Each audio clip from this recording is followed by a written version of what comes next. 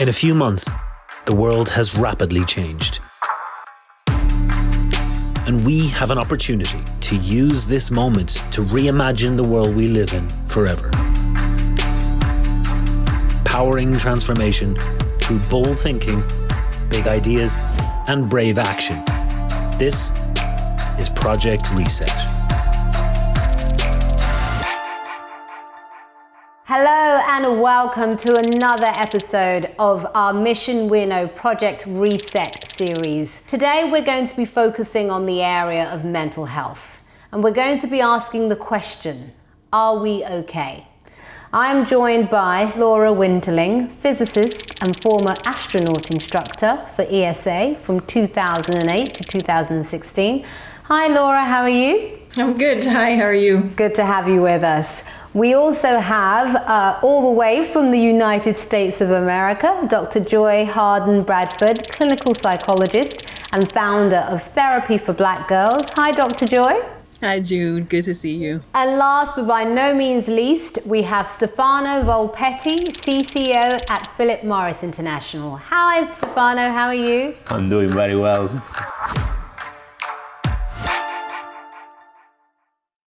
So I want to get into the conversation in terms of the spirit and whether or not we have something similar to the spirit that happened and was around during the Blitz. Do you think that perhaps COVID-19 isn't the disaster we're all seeing it as, and that actually when it comes to mental health, there's something around this collective trauma that we're all going through that means that we have to take ownership of our own mental health? What are your thoughts on that?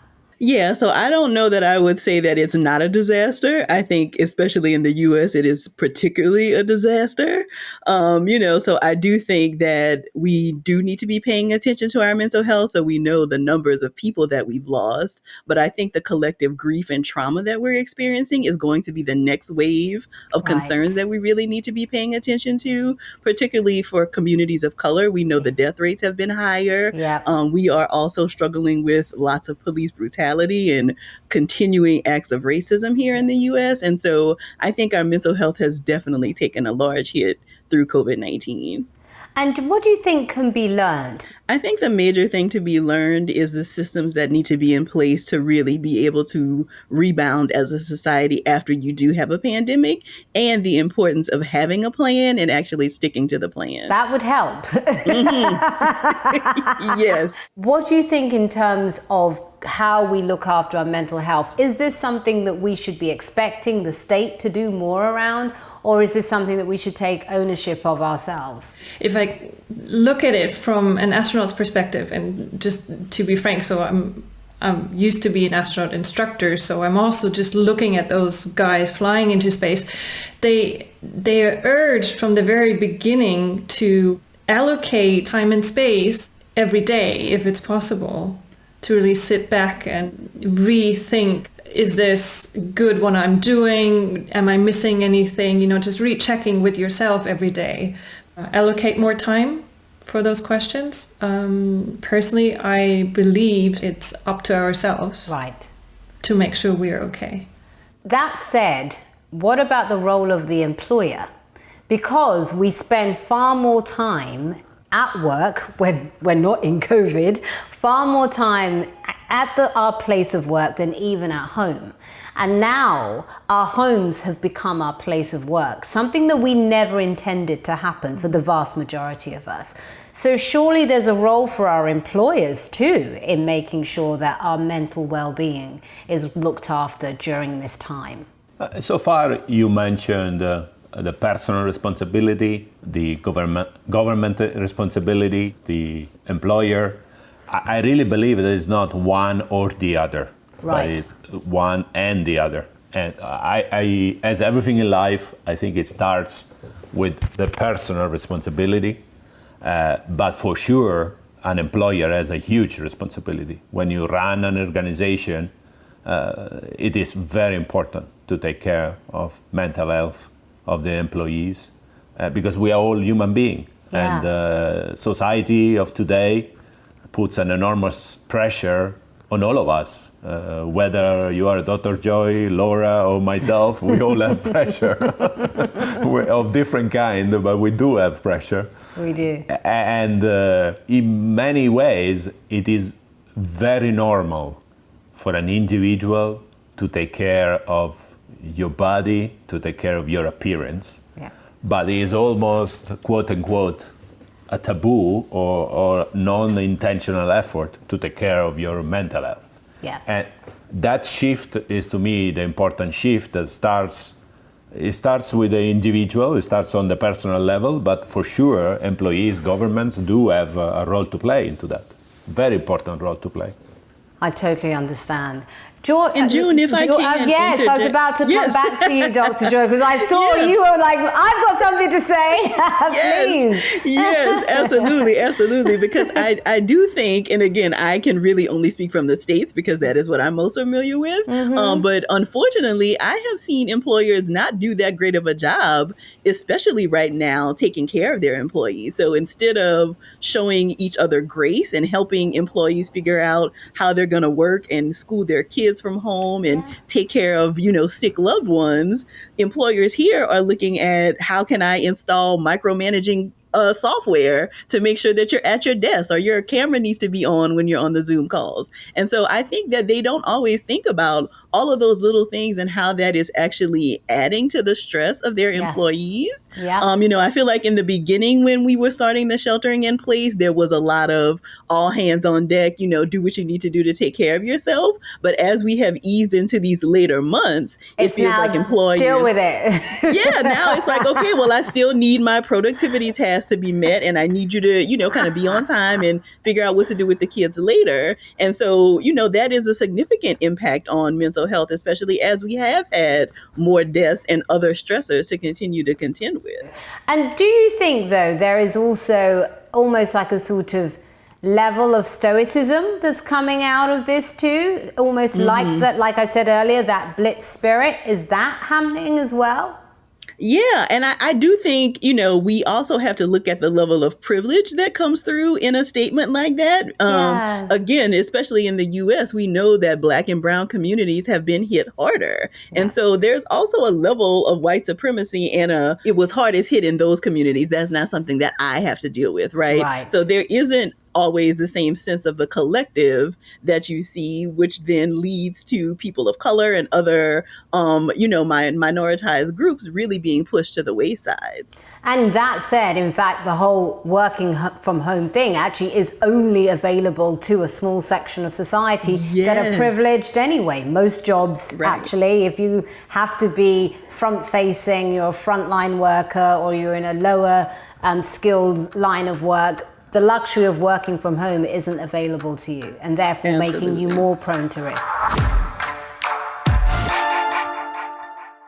So if we go further into our responsibility question, if we were to have this combined model of looking at the personal in terms of the responsibility that we take for ourselves, what we expect from our policymakers and what we also expect from our employers, what do you think that perfect model would look like in making sure we have the full, whole well-being of the individual? This is a topic that, first of all, needs a raising level of awareness. Yes. For instance, when there is a spike of tension related to mental health, that is when, as a person, you take action. So, when things are dormant or not at the spike level, there's no action. So somehow, to me, job number one is really driving awareness that taking care of your mental health is equally important as taking care of your body. Yeah. People have mentalized that taking care of their body is normal.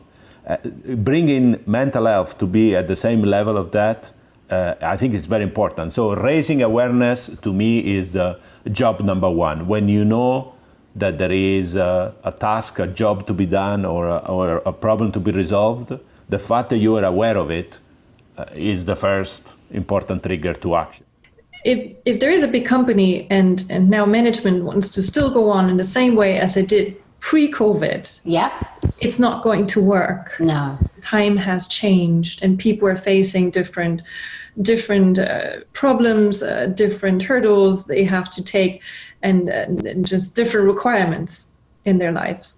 So right now, each and every one of us has the chance of making it more perfect.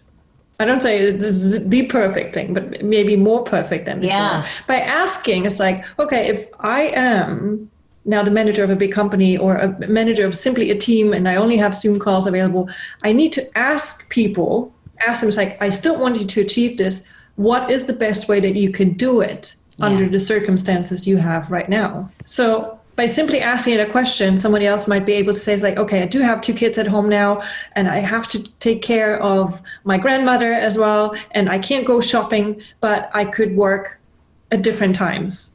And I would feel happy and relaxed with that kind of scheme. So by putting in, just phrasing simple questions and putting in clear communication, it would solve a lot of problems. But just by pushing through like we used to, it will not work. So, and give people options, because you still want them to work and achieve everything that you want to achieve in your company. But you need to ask them how they could do it right now. Taking care of mental health was a very important responsibility pre-COVID. COVID has just accelerated and magnified the importance of that responsibility. This is not an act of generosity from the employer or an act of generosity from the company. It's a fundamental responsibility to ensure business continuity and business success. COVID has created a spike that accelerates that trend.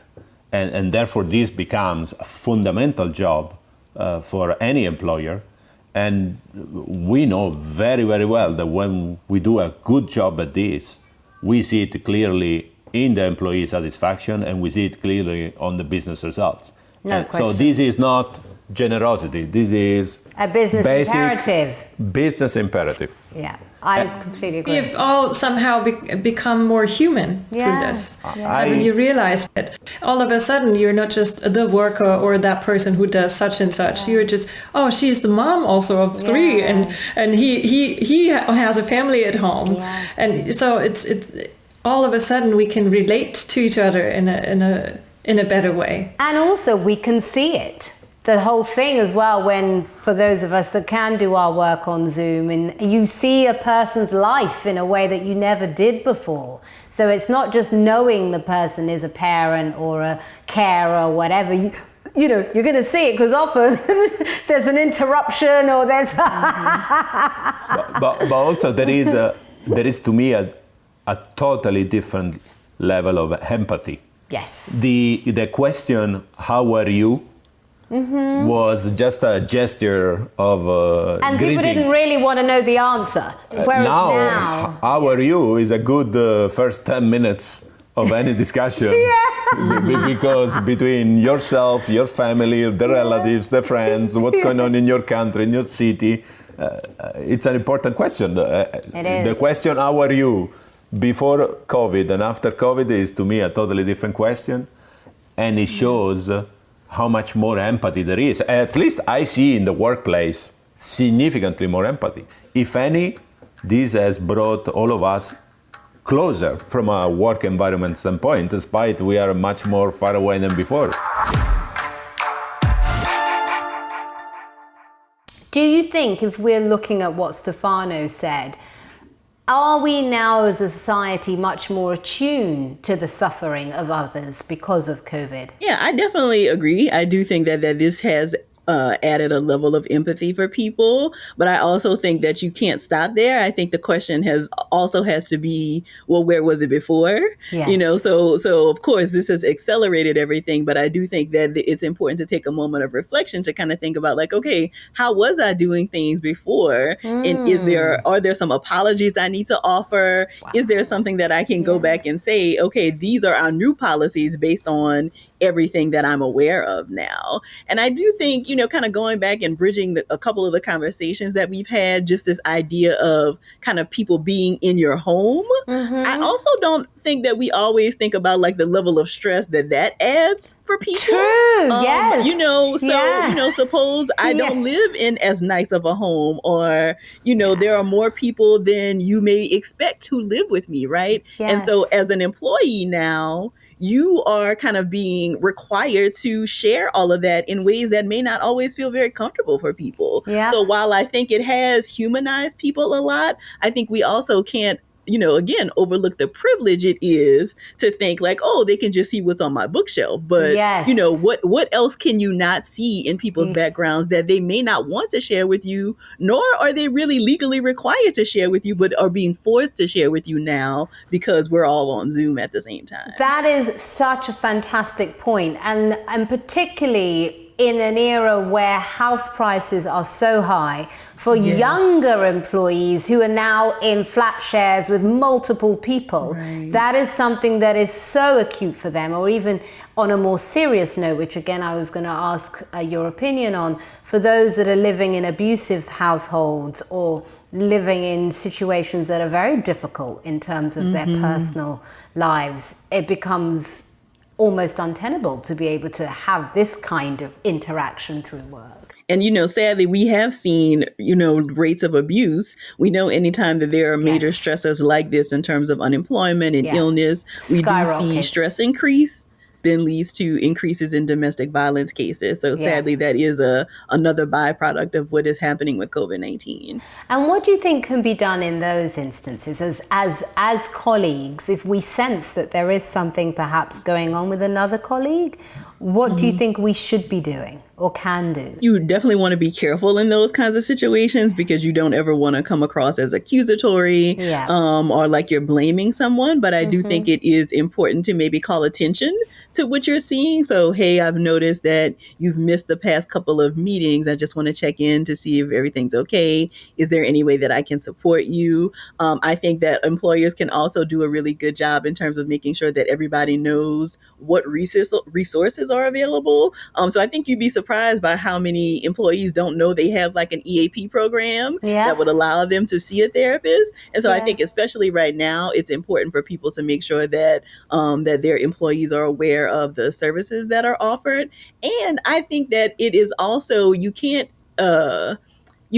knock the idea of how important it is for representation in terms of a workplace. So for you to be able to hear your CEO or your supervisor talk about the fact that they have a therapist appointment on Tuesdays at 2:00, I think you would be surprised by how people would say like, oh, wow. Yeah. And because it normalizes if the boss is conversation. doing it, then I can. Yes. It must be okay to do it. And that there is a particular look or a particular reason why somebody has to go to therapy when really, or that you're not weak again, for doing it. Right. Because if quote unquote the strongest person in the organization is opening up to that, then that, you're right, gives license to everyone else. In terms of race, we know that so many issues around race have been exposed during this crisis. And many people in society are asking themselves about how they perhaps have been inadvertently complicit to allowing systemic racism to exist.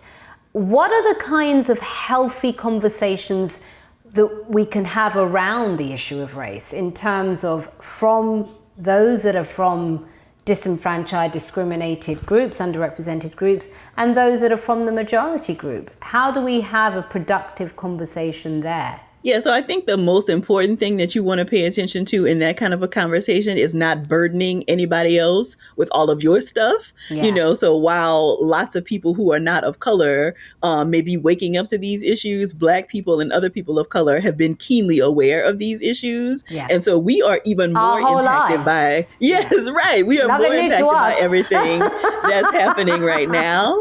And so the last thing that people want to be bothered with honestly, is, your tears about, oh my gosh, I can't believe I did this, or I never was aware. And, that's fine for you to have those experiences, but it may be better for you to talk about that with other white colleagues or with a therapist, as opposed to burdening anyone in your workplace or personal friends, because it really is adding to the stress and strain that people are experiencing and re-triggering every time as well, particularly with the images that are in the media right now. Right. Absolutely. Brilliant. So Stefano, if I come back to you, again, staying on the issue of race, and perhaps if I could bring class into it too. As a big employer with lots of people from different backgrounds working for you, how do you think we foster an environment of empathy and care with these issues that are so contentious that often we want to ignore and avoid, but at the same time seriously impact our mental health? What is most important is to give equal opportunity and equal treatment to everyone. And this is a fundamental responsibility of an employer, and it's a fundamental personal responsibility as a leader of an organization. Because giving those equal opportunities and equal treatment to everyone is a normal expectation. So that is, to me, the most important first step. The second one, especially in these situations like COVID or like the events we had in the past weeks and months, I think it's extremely important to have a dialogue and to humanize these situations. I think being able to go down to the human level versus staying at the race level or the company level, but being present as a person, as an individual, through dialogue, even in those moments in which we are not physically together, is super important. So, for instance, what Laura was talking about before of having a more frequent communication, having a more frequent dialogue, checking in on people even more often than we do normally, it becomes a standard practice. If I were to say the amount of personal interaction that I had since lockdown versus pre-lockdown, the personal interaction during lockdown went up, because you had a lot of informal situations before lockdown that will lead you to a personal interaction. Now you really need to plan for a personal interaction, because you don't meet anybody on a virtual corridor or on a virtual coffee. So, but that planning adds intentionality, and to me helps to foster a more productive dialogue. In terms of, again, looking at at-risk groups or groups that perhaps are more vulnerable during the COVID crisis, I'd love to get your thoughts on some of the issues that we see around our elderly and the older members of society in terms of isolation. How can we ensure that they are not ghettoized? And of course, they are more at risk from COVID infections and the sort of severe end of the virus. But how can we still make sure that they are still included in society? You do start caring more, right? This empathy level that Stefano mentioned. All of a sudden, what I realized within myself is like, I became a telephone person. I wasn't before. I wrote emails like everyone else. Yeah. But all of a sudden, I find myself in March, April, May, sitting down, writing postcards, letters, calling people I haven't met for years, decades sometimes, just because I know there's nothing else I could be doing right now. Yeah. But I want to keep in touch. So when you ask about what we could do, and I don't want necessarily to say elderly people, but for anyone who is in our vicinity somehow, go and ask that question, like Stefano said, like really go out and reach say, out to people. How are you today? And actually take time for the answer. Yeah. A lot of people say this period has given us anxiety and grief and mistrust and a lot of negativity. How about we look at it from the side, if we can, if we have room in our life that we can do that, to look at it from a positive angle. It forced us to slow down. Yes. It forced us to sit at home. Yeah. It forced us to actually have nothing else to do than spinning around the question in our minds. the place and time where I am right now is this where I want to be. Ooh, that is powerful, Laura. Wow. And you know why that's so powerful, Laura? Because that's a question that most of us often avoid. It's a question we know we need to answer, but we'd rather avoid and completely not go anywhere near. And as you say, in this reset mode, we have no choice. People traveling on to a space station and living there for a couple of months or even up to a year, every single day, they call home to their families. There is a time slot every day, no matter what, where they get either video or at least audio connection to talk to someone they want to talk to. What that tells me is sometimes we keep ourselves so busy in life that, oh no, I can't see you today because I have work, or no, I can't, should I have this project, or should child I have this, and everything is so important, but our list, how we organize our priorities, where are friends and family in this? And I hope, looking at it again from a positive, people realized, oh, maybe I should take care of my friends more. Maybe I should take that time to talk to my grandmother. Maybe I should sit down and just call my mom. I know she's annoying, but hey, let's just talk to her. It's 5 minutes. Yeah. Because in the time of need, and I think this is what a lot of people have faced, and I did too, at a different level, definitely than other people.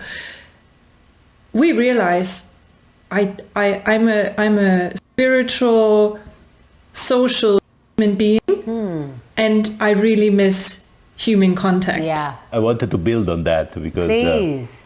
Please do. I relate a lot to what you said, because I first make a general consideration, that is, in these moments, more than ever, we realize how in life there are two things that are absolutely non-disposable, that is health and family. Yeah. And reevaluating those two things is a massive enabler of working on mental health. Wow. For me personally, if I look at my journey, my 25 years of professional life, Stefano 20 years ago and Stefano today is a very different individual when it comes to taking care of mental health, because over time I really realize how the two non-disposable things in life, health and family, are absolutely fundamental, and creating routines that allow you to make that an integral part of your day-to-day life, regardless of what happens in the rest of the day. It's a fundamental enabler of mental health. Dr. Joy, if I come to you on this, I think what both Laura and Stefano have touched on is the power of family, the power of community, and obviously the power and the importance of health, whether that's physical or mental. But what they've talked about requires you to have people in your life that are looking out for you. I'm sure you see in your practice on a daily basis people who don't have that. Mm-hmm. What do we do for those people? Yeah, that's where I think it is incumbent upon us to think about all of the system-wide things that we could have in place to make sure that those people who don't have the benefit of family or a strong support system are not left behind. Now I think that technology has been incredible in giving people community with other people who are not close by on a different continent, different time zones, like all of those things. And so again, I think that is one of the ways that technology has really been critical, in different Facebook groups and in Instagram comment sections and all of those things. I've really seen people develop some very strong and real connections with people in ways that allow them to check in on one another and hold each other accountable and support one another. On any given day, you can scroll Twitter and find a GoFundMe for like a health care situation or somebody who's in trouble that people are donating to. And so I think we do have to think about the power that technology has to really develop a strong sense of community as well. And to go deeper on that topic and that point, technology often gets quite a bit of a bad rap in the sense that we tend to focus on the negative, particularly where social media is concerned. Yeah. But I think what Laura and Stefano touched on, aside from family and our need for connection, is also how we create a fairer, kinder society. In that actually that connection is about kindness, is about people looking out for one another. What do you think we can do in relation to that? Because I think the COVID crisis has shown that we yearn for that, perhaps in ways we didn't even realize before. So I think when you think about it on a large global scale, it can feel really overwhelming, right? Like, oh my goodness, how do we fix this? Right. But I think when you bring it down to a smaller level in your small sphere of influence, looking at the things that you can do in your own circle, in your own apartment building, in your own neighborhood, that would really make a difference and then cause a ripple effect and then encourage other people to do the same in their circles. So here we saw a lot of people doing grocery shopping and picking up medication for elderly neighbors who couldn't, do that otherwise, or people hopping on Zoom and doing story time for the kids in the company so that mom has a break or dad has a break, right? And so I think, again, thinking about how you can get creative and really making a difference in your own area of influence is where you really want to start. I love it. It's so good, isn't it? And I really hope we keep this stuff. Once we come out the other side, I really hope we keep this stuff.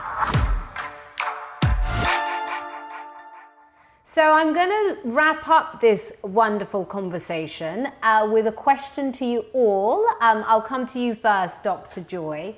And the question is, I suppose, touching on a bit what you've said already, Laura, the question is, are we okay? And if we're not, how can we be okay? Dr. Joy? Yeah, so I largely believe we are not okay. And again, especially in the US, and I think even throughout this conversation, I'm struck by how the different places we occupy in the world inform much of how we're feeling right now. So in the US, I think especially for Black people, we are not okay.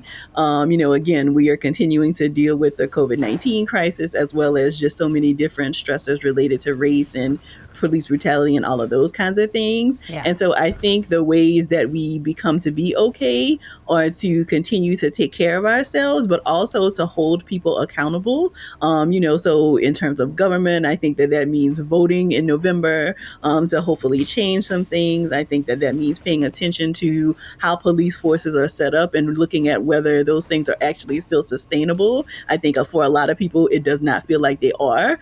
So I think that being okay means personally taking care of yourself and your community, but also really kind of forcing the hands of people who can really invoke some systemic change in our society. Brilliant. Thank you so much, Dr. Joy. Stefano? If everyone would take care of their mental health the same way they take care of their body, I think we'll make significantly more progress. On the personal side, the way I do it, for me, is an important routine. I do it by making sure that every day I do something important for someone else, and I do it by not taking things personal. Brilliant. Are we okay? I think it's okay not to be okay. Yes! In a situation. How about okay. Not everyone is okay at all times. If I can draw on what I have learned in my field of work over the last decade, I could give some small insights. Don't close yourself up. Go, even if you don't have anyone to talk to, there's always someone. Go and find him or her on social media. As for a given moment, you need to be aware, if you can't change the system right now, we have a label on Space Station that says use as is. Use it as it is. Find your way, how you can change it and how you would like to change it. Don't fear the change. Just one step at a time. Don't worry. And you'll be okay. On that note, what a wonderful way to close this very powerful conversation. Dr. Joy, Stefano, and Laura, thank you all very much. And to all of you who have been watching this conversation, I hope you've taken as much from it as I have. Thanks, everyone. Bye.